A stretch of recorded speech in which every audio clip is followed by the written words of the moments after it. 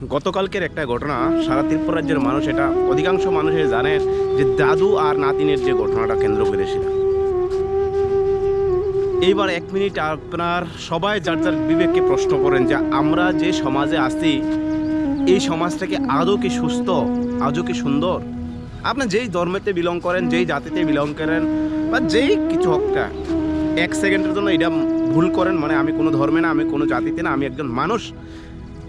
এই যে দাদু নাতনির ঘটনাটা কতটুকু স্পর্শকাতর, কতটুকু হৃদয় বিদারক, কতটুকু লজ্জাজনক এই সমাজের জন্য, সেটাকে একবার উপলব্ধ করছেন। আজকের এই ভিডিওটা হচ্ছে তাদের উদ্দেশ্যে, অ্যাকচুয়ালি যারা এইভাবে সমাজের মধ্যে বিভ্রান্তিকর সবসময় বিভাজন করার চেষ্টা করে। আমরা কোনো বিচার, কোনো আইন, কারোর জন্য অধিকার, কারোর জন্য প্রতিবাদ করতে গেলে আমরা ধর্মকে অজুহাত বানাই, সেটা জাতিকে অজুহাত বানাই, সেটা তার প্রতিবাদ করি। সেটা আদৌ কি কাম্য? একজন মানুষ হিসাবে নিজের বিবেককে প্রশ্ন করেন। আপনি যদি একটা সুস্থ মানুষ, একটা সুস্থ নাগরিক এবং নিজেকে মানুষ হিসেবে দাবি করেন, তবে এই বিষয়গুলি হয়তো বা আপনার চিন্তা ধারণার ভিতরে থাকাটা খুবই প্রয়োজন। আদৌ আমরা কি মানুষ? আদৌ আমরা কি সুস্থ সমাজে বসবাস করি? যেই জায়গায় একটা মেয়ে তার বাড়িতে সেফ নাই, তার নিজের আপন মানুষগুলির কাছে সেফ নাই, এতে কষ্টের আর কি হইতে পারে আমি জানি না। আমার খুবই গতকালকে ঘটনাটা দেখার পর আমি প্রথমে ভাবছিলাম হয়তো এটা অন্য কিছু। যখন ভয়েস রেকর্ডিং থেকে শুরু করে অনেক কিছু যখন আস্তে আস্তে প্রকাশ করতেছে সোশ্যাল মিডিয়ার মাধ্যমে, ওর ক্লাসমেট যখন বিষয়গুলো এক্সপ্লোজ করতেছে, সোনামুড়ার যে ঘটনাটা যে শেয়ার করতেছে মানুষের সাথে, ওর বন্ধু বান্ধবরা যে শেয়ার করতেছে, এই ঘটনাগুলি হইতো এর সাথে, এইভাবে হইতো। একটা 16 বছরের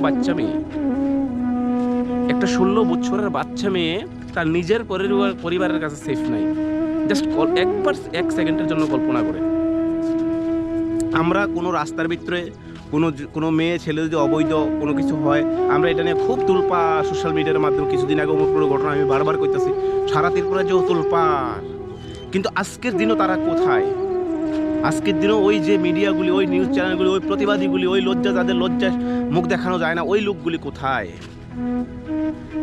আর উদয়পুরের ঘটনা হয়েছে প্রীতম দত্ত আমার যে ভাই, আর সোনামুড়ার যে অলোক পোদ্দার, মেবি আমি জানি না, যদিও অলোক পোদ্দার নেই কি জানি নাম। ওরা শুধু যে বজরং দল, RSS, বিশ্ব হিন্দু পরিষদ, তারপরে দিয়া আরও কিতা হিন্দু রক্ষা বাহিনী, এই বাহিনী সেই বাহিনী, বিজিবির যে সংগঠনগুলি, বিজিবির যে রাজনৈতিক হিংসা ছড়ানোর সংগঠনগুলি, বিজিবির যে প্রতিহিংসা, মানুষের বিভাজন তৈরি করার হিংসাগুলির যে মূল কাণ্ডারিগুলি। উদয়পুরের একটা ঘটনা হয়েছে, একটা ছেলে নাকি একটা মেয়ে, একটা মহিলাকে নিয়ে ফ্যাশার সম্পর্ক হয়েছিল, কিটা হয়েছিল। ছেলেটা মুসলিম আর মেয়েটা হয়েছে হিন্দু। এর জন্যই বিশ্ব হিন্দু পরিষদ, RSS, বজরং দল, বিশ্ব হিন্দু পরিষদ থেকে শুরু করে প্রতিনিয়ত উদয়পুর থানা লইয়া ঘেরাও করতেছে, এই করতেছে সেই করতেছে। একটা হিন্দু মেয়ে, একটা মুসলিম ছেলে লইয়া যাইলে রাস্তা অবরোধ। অলোক পোদ্দার, সোনামুড়া আপনার এলাকায় বড় বড় কথা কন।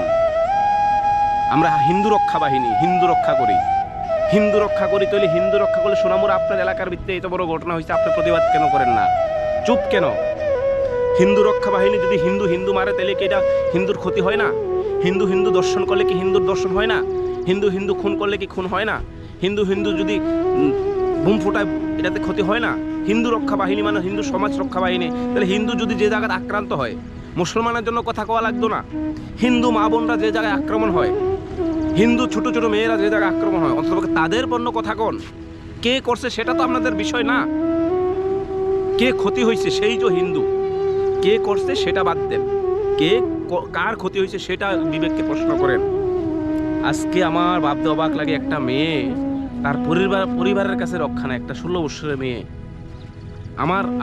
আমার ভাষায় প্রকাশ করার মতন আমার ভাষা নাই।